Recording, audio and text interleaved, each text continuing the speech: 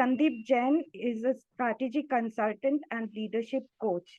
He is the CEO, founder of Value Unlocked Private Limited.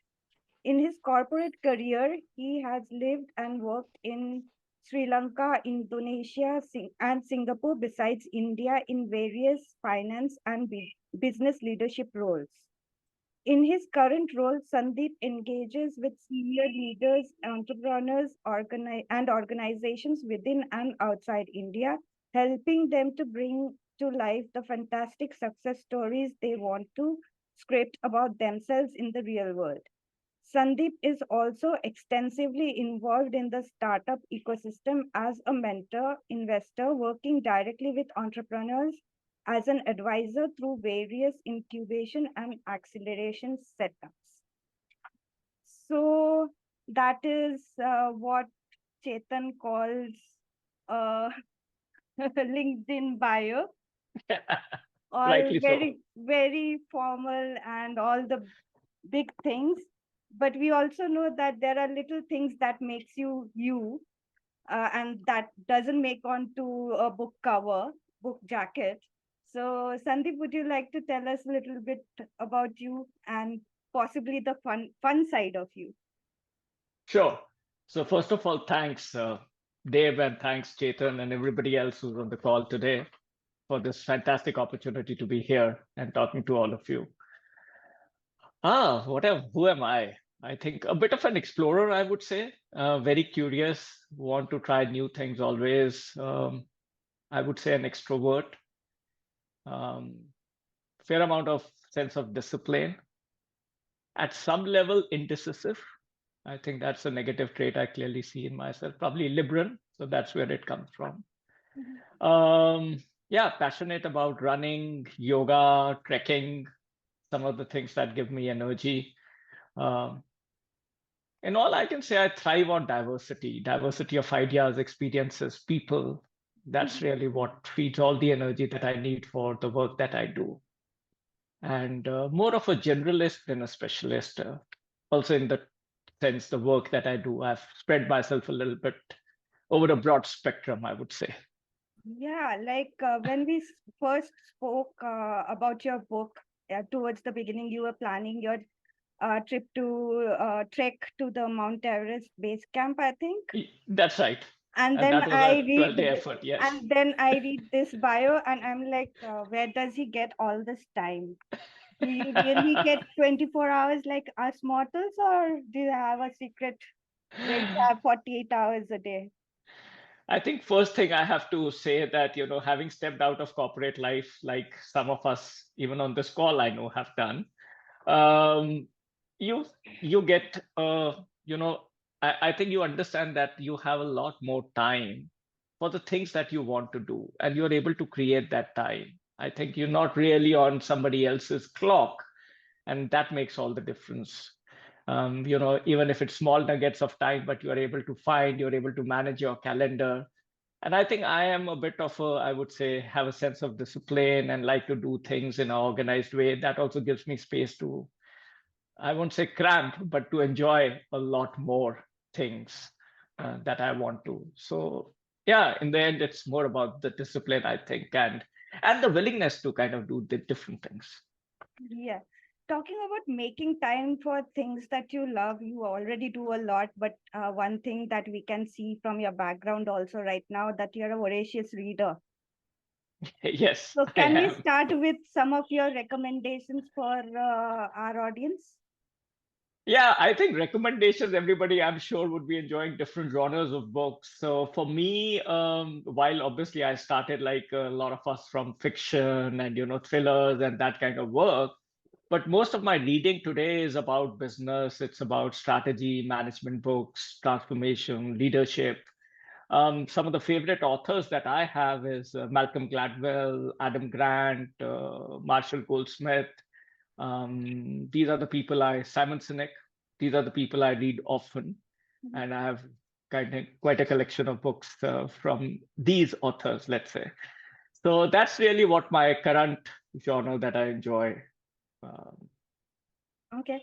So let's come to the reason why we are here today. Chase the change. So first of all, like, what does change really mean to you? And Yeah. then we can talk about how you conceptualize this book and go from there. Yeah, so change for me, in the context of the book and personal growth, I think really needs to have at least three elements. I like to call it positive, conscious, sustainable change. I think positive because it takes us to the right, uh, takes us in the right direction, about what we want to achieve, where we want to be.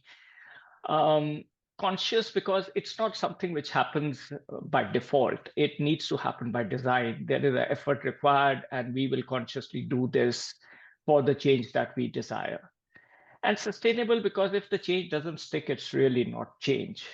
So for me, these three elements are important part of any change that we want to work towards. And that's also the context in which the book is written, let's say. Mhm. So how did Yeah. you conceptualize, like, why did you choose this subject to be your first book? I One, obviously it's inspired a lot by my work. I work as a mentioned in the leadership coaching space. So I have clients and I have leaders and individuals I've worked with around their change and transformation agendas. I also think that there are a lot of things that I have done with myself, and a lot of what I have written is a reflection of the challenges and the opportunities that I have seen with change for myself. Mhm. So, the examples, the approach to change, the pitfalls, or let's say, the reasons why it is difficult to make change. All of them is something which is kind of either from my work with people or what I have experienced myself. And this naturally became the first subject of the book, or the subject of the first book, because I wanted to kind of write something which would help me share my story and the stories I have been part of, and at the same time inspire people to do. I believe each of us can do so much more than what we end up doing. So, in some ways, inspire them and provide a framework for them to do or achieve the change that they want to achieve. Okay. And I was just wondering that most people spend a lot of time worrying about things that are out of their control. Sorry, somebody is saying the voice is breaking. I don't know whether it's on my end or Dave, it's on your end, or should I move to a corded mic? I could hear you loud and clear. You Yeah. can? Okay, great. So, like I was saying, like, people spend a lot of time worrying about things that are out of their control. So, Yeah. can you give us a sneak peek into how wondering can actually help make a change? Yeah. So, it indeed is true that we spend so much time worrying about things which we can't change rather than putting those efforts on the things that we can control and we can change. And one of the reasons I suppose it happens is because I believe we have two minds. We have a thinking mind and we have a doing mind, let's say. The thinker is very agile, always making grand plans, wanting to, shoot for the stars, while the doer is a bit of a lazy bum, I would say. So I think one of the reasons that a lot of things that we want to do don't get done because we really can't get to doing them while we have all the plans in place. So that's really, and that's also in some ways what the book really is about, because at the center of the book is this framework called wonder, which is acronym for the process of change. And how you can use that framework to hold any change together, to work on that change and eventually to win at that change. And wonder really is, as I said, is an acronym, and it stands for six phases of change. W is about what do you want to change and why. O is about owning the change, which is about organizing the change. N is about starting now, because the more time you give, the lesser are the chances you will get to doing it. D is about discipline of doing, which is building habits. And E is about escalating the effort. Once you build the habits, how do you put more energy behind it? And then R is about reflecting on your new reality, which means either you work more on that very change that you're working on or move to another change that you want in your life. So, it's really the framework which I think works for any kind of change that you want to make. So do you mean to say that this wonder framework really works in every aspect of your life? Every aspect? I would believe it works in every aspect. It could work. And let me give you some examples of change. And when I talk about change, it could be about building a new hobby, for example, or a new skill set. It could be about even mending your relationships, for example. Similar kind of framework would really work for that as well. It could be about building a new career.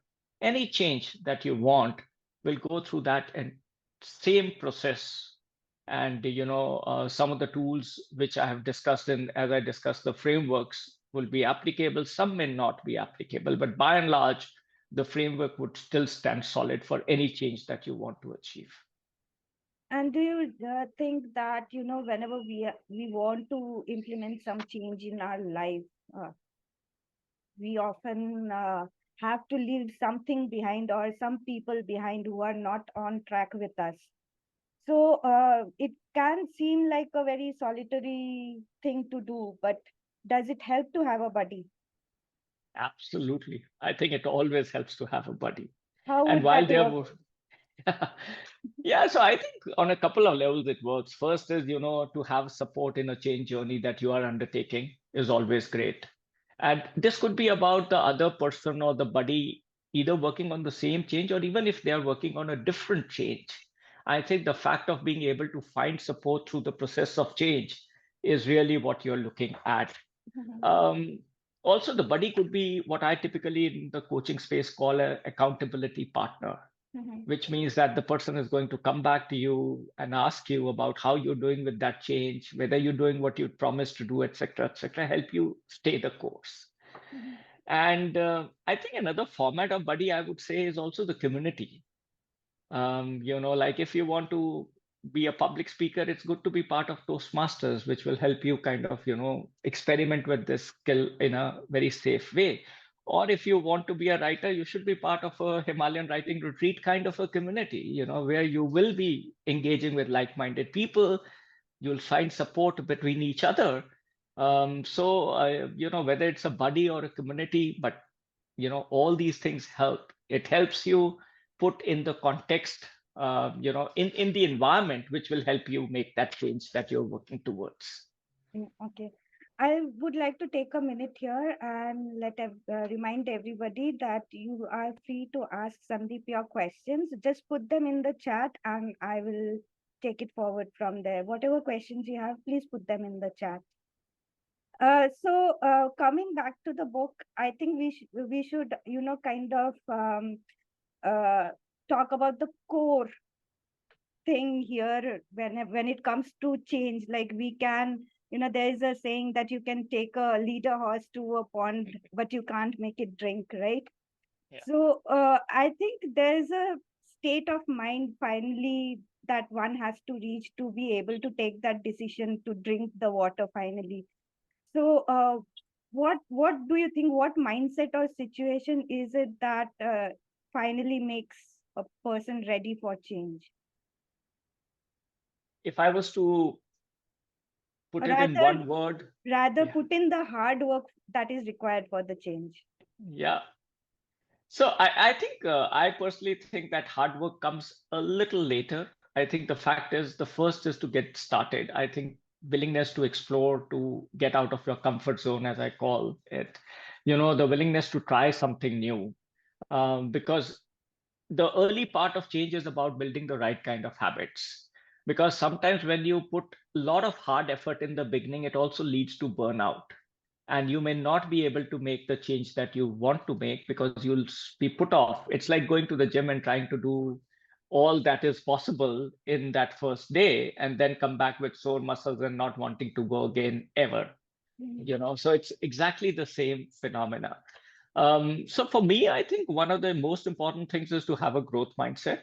which includes getting out of your comfort zone, exploring, learning from each other, being resilient about change, building the right kind of habits, discipline. Um, so that's one piece, I think, growth mindset. Also, increasingly, it's about how you don't get sucked into the vortex of, so much happening around you.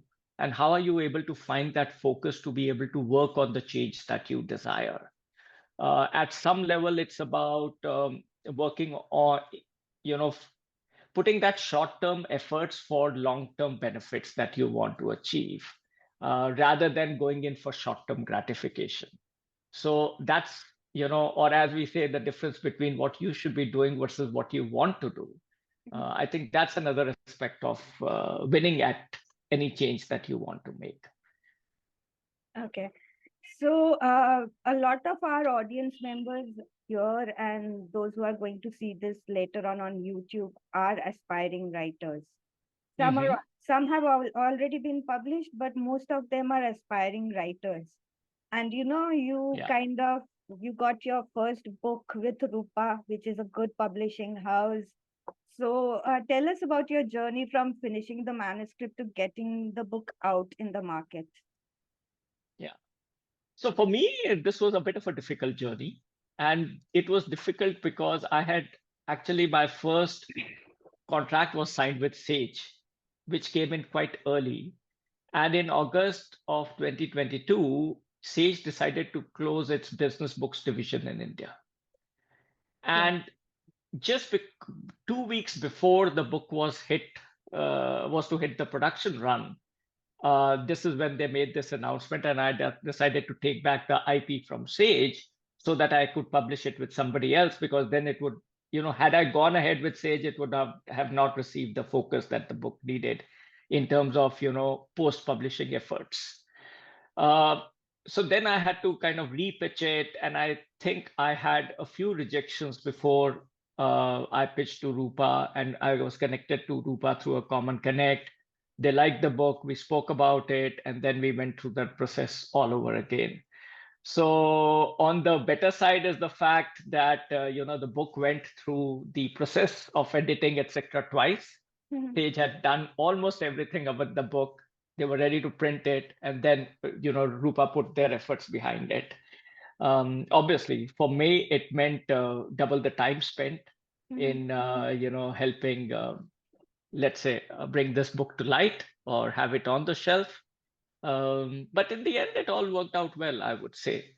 So I have mixed feelings about it. It was difficult at the level because I think because of Sage closing its shop in India for business books. But on the other side, it was okay in the end. I think I had a better book at the end of this effort. I think you mentioned that there were a couple of rejections. How did you deal with Yes. them? Yeah, I think that is a bit of a struggle, I think, with the publishing world. I had not taken an agent, which means I was writing in to some of these publishers. And as you would know, Deb, more than me, you typically drop in your proposal, let's say, which is the summary of the book, a couple of chapters, etc., your biodata onto the publisher's platform, Mhm. and then you wait and wait and wait because you don't hear from them. So, some of them are nice enough to at least tell you that they have not picked up your book, but a lot of them don't even respond. So if I was to redo this, and if I was going through the conventional publishing, traditional publishing route, I may think of taking an agent who may have some connects. Uh, Also, I think it depends a little bit on the genre that you are writing. I think, for me, this was self-help, personal growth. So maybe depending on the genre that you're writing in, um, different approaches may work. And I'm not as experienced with those approaches. Let's put it this way. Okay. And there's also much apprehension about the marketing of a book. Yes. What was your approach towards it, and what have your learnings been so far? Um, so one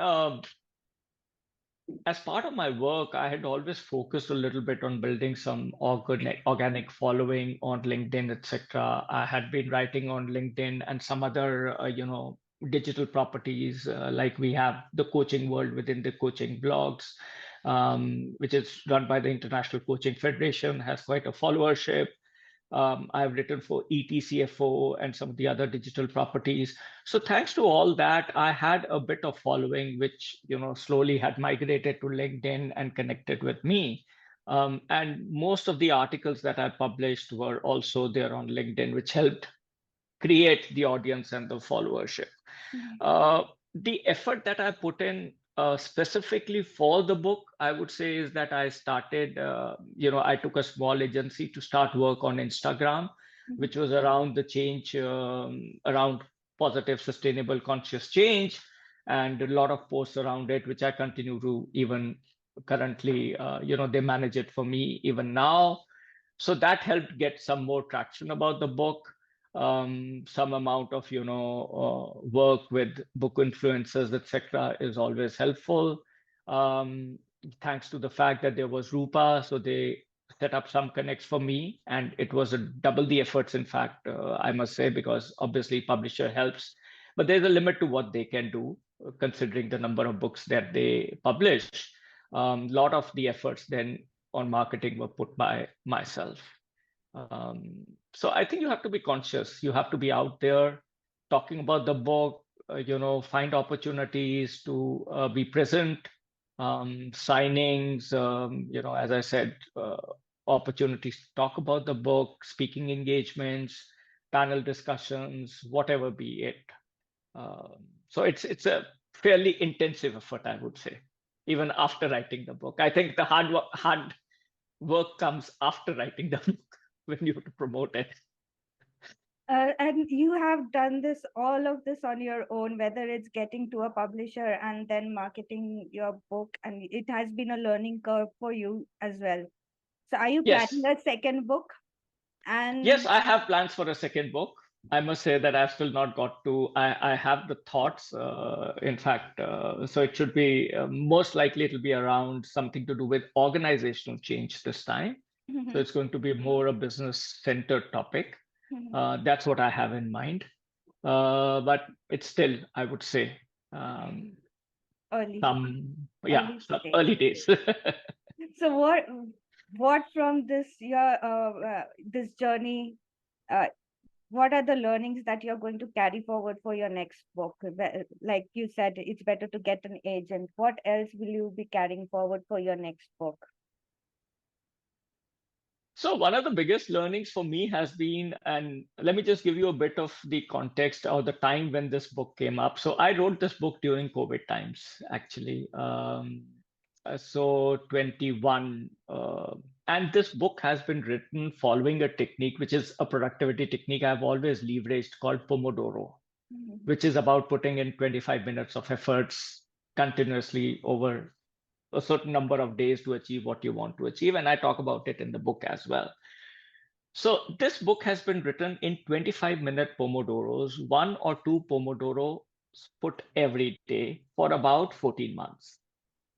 So one of the biggest learnings for me has been that how I think for me, writing a book was a huge task, but how by cutting that into bite sizes, you can achieve what you want to achieve. So I think that is really the uh, first takeaway for me. And I have employed that on a lot of other projects and work that I do. That how can you kind of keep doing little stuff every day, even if it's half an hour, 1 hour every day, to be able to achieve what you want to achieve at the end of, let's say, a year. Mhm. um, Second is that a lot of times we keep debating when to start to write. We don't seem to complete our research. We keep thinking about the topic, we keep collecting information, etc. But somehow we are reluctant to start writing. The other learning so I have had is that I think you need a sense of discipline to write. So you have to be on the laptop or with your writing pad, whatever way you are writing in, and you have to spend that number of minutes or hours, whatever you decide, writing really. And don't wait for inspiration to come. I think sit to write and the inspiration will come. When you're staring on a blank screen, a lot of times things will pop out for you. So that's been my second, I would say, learning, that if you have to do something like this, or as let me put it this way, as I say that, if there's anything more difficult than writing, it is the discipline to sit down to write. So build that discipline for yourselves. That's at least what I tell myself. Maybe this book can actually help you get there. Yes. So another thing is that the writing itself is a very solitary job. Nobody else can do it Yes. for you. You have to do it yourself. You have to put what's in there onto paper. So and a lot of people do get imposter syndrome, write in Hmm. blogs, and it's very difficult to stay motivated. Yeah. And in our the publishing world, the prospects seem really dull right now, right, to a lot of Yes. people, especially for the first timers. So what's one Yes. thing that you would suggest to stay motivated? I think different things would work for different people. For me, it was I had really visualized holding this book in my hand, and that is what motivated me. At whatever cost, I wanted to publish it. So because I so strongly wanted it, I think that motivated me to work towards it. There will always be, there would be imposter syndrome. You would be worried about how people will react to your written word, uh, and there's always going to be that. However, at the end of the day, if you are satisfied with what you put down on paper, then I think you just need to go ahead and move to the next step. I know of so many people and so many friends who've actually put books together, but somehow, I would say, for want of any other word, don't have the guts to move forward with it. And it's really about how will people react to it? What will they say when they read it? Will they like it? Will they not like it? I think at some levels you have to convince yourself that it's better to go out, experience, and then see what happens. Yes, and I did that, and maybe some other people may want to. All of us have family, confidants, friends who can read your first manuscripts, who can give you some feedback, some thoughts. So find those people, uh, and who can possibly help you with improving the content, or making it better for your readers, let's say. uh, what else? I think you can certainly take an editor if you think you need one. I didn't, but there could be people who may want to take an editor, for example. Okay. Neelam wants to know what are the steps needed to stay the course. We start well, but we can't sustain it. Only three tips: discipline, discipline, discipline. Honestly, yeah, because really that is the only way to do it. And also, the other thing is that, once you think you are at 99%, don't wait too long for that incremental 1%. You can always make it better. Even today, when I pick up the book and read it, I feel there are sections I could have written differently. I could have made them better, etc., etc. But had I waited to do that, I don't know how long I would have taken to get this out. Okay, and Because what also happens is that the more the project stretches, the more you lose your motivation. Because you're coming back reading the same thing. After all, how many times can you do that?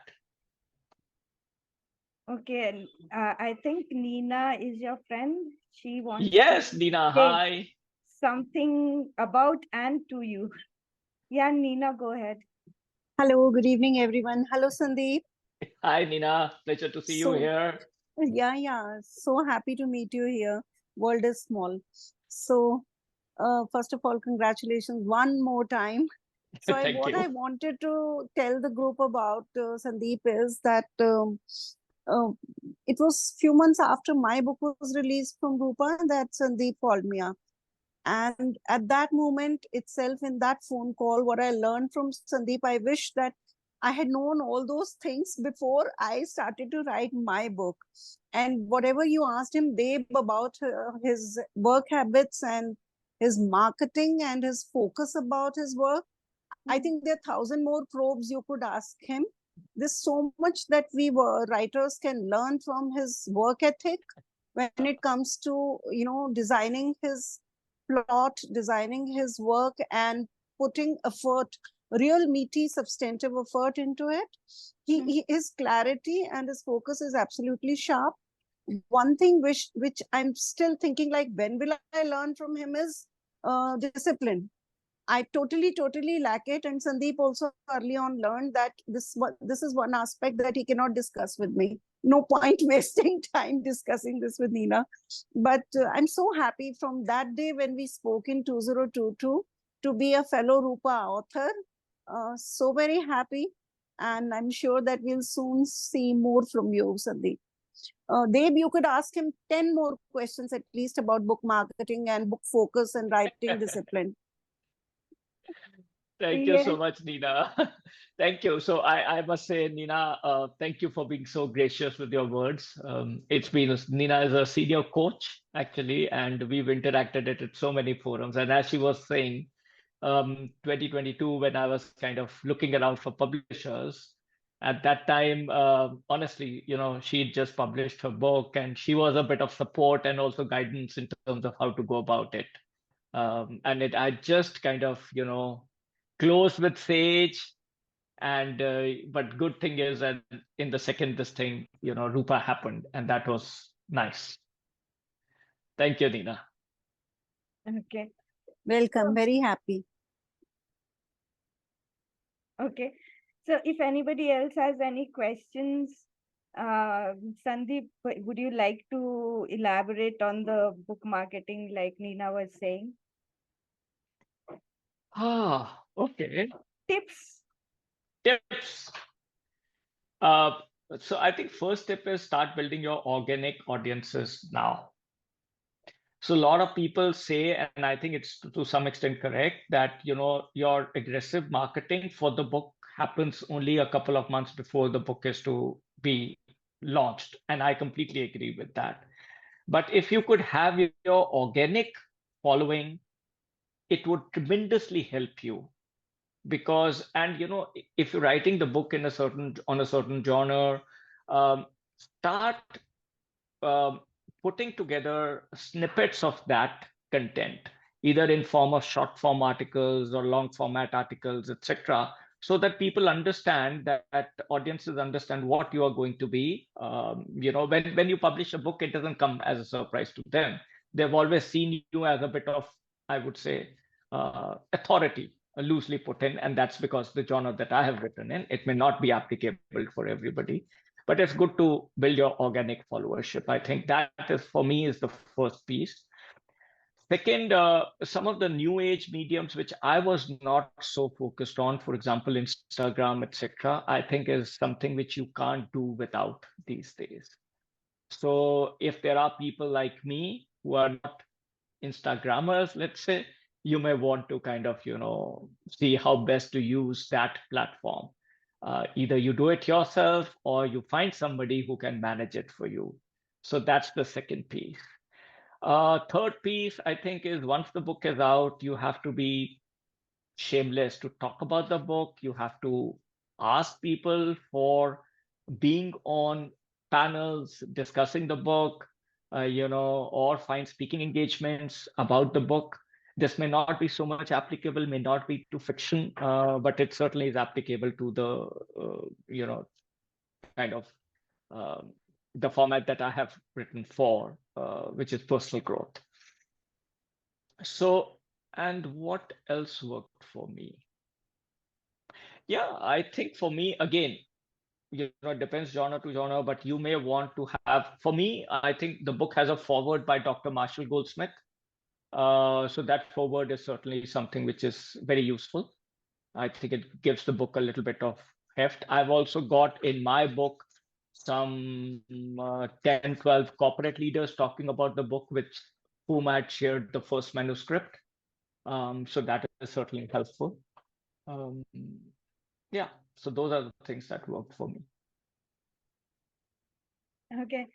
Thank you so much, Sandeep, for your time. We really appreciate it. And just for everybody's information, Chase the Change, if you can see it, Chase the Change is available on all bookstores and Amazon and Flipkart. Yeah, Chetan is showing the book.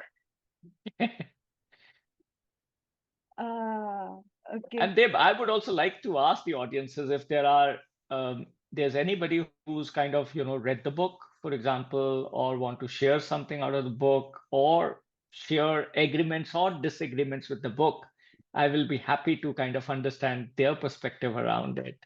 So, and even if somebody's just done an Amazon search and, looked at what the book is all about and want to share anything about that, would be happy to kind of understand a bit more. Okay. Anybody?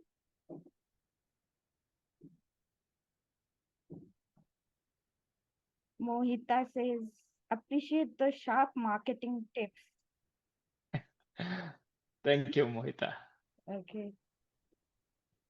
Okay, I think, yeah. So we don't have any more questions. Sure. Hopefully people will, after the discussion, hopefully if you have not already picked up, I think Nina has already read it. Rest of you will pick up the book. It's quite interesting and fun. A lot of things that we don't usually pay attention to until you see it. The what do you call it? The layouts and the design of the book is quite fun. Makes it like, at a glance, you're attracted to the book. Yeah, So, and I think for that, people who are writing with traditional publishers also, sometimes you have to give them the inputs. I, some of the thoughts around the books were given by me, really, that this is what I want to see in the book. that's So, interesting. So, like the yeah, layout and the designs and the stuff, like the chapter yes. beginnings, then on the Chapter side, beginnings, the side titles, which you styles. normally don't see. Yeah, yeah, So yeah. this is, and then I don't know, they have a technical term for these small little leafy kind of thing on the title bar. Uh-huh. This one, there's Yeah. a technical term for it. I'm forgetting that now. Um, Oh, that's so interesting. I didn't yeah, know that you could actually do that. yeah. If you don't ask it, you don't get it. So. Oh, go ask for it. Okay, Kamalika is saying, I have read it through HWR and have loved the simplicity of the book that it felt like I could also follow the ideas. Thank you so much, Kamalika. Thank you. Really appreciate. Okay, and oh, Mohita Sandeep, Mohita is asking the name of your agent, book agent. Mohita. No, I did not, Mohita. I did not have an agent.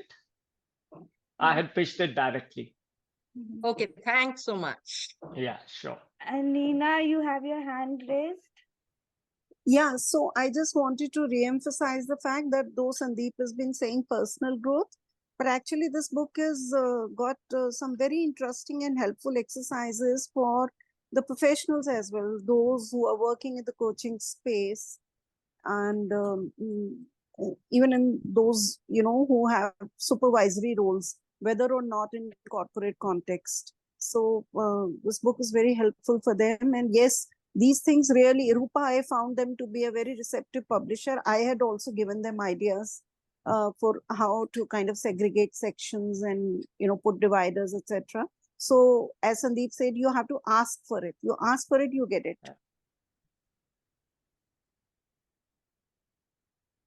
Okay. Jyoti, when you wrote the book, did you see if there were books on the topic in the market already? Did you try to set your book apart from them in terms of content? Yeah. So midway through the book, once I had written, let's say half the book, that's when I started understanding or looking at what was available in the market. And the gap that I identified for myself was that while there are a lot of books available on parts of the change process. A lot of it is available on forming habits, for example.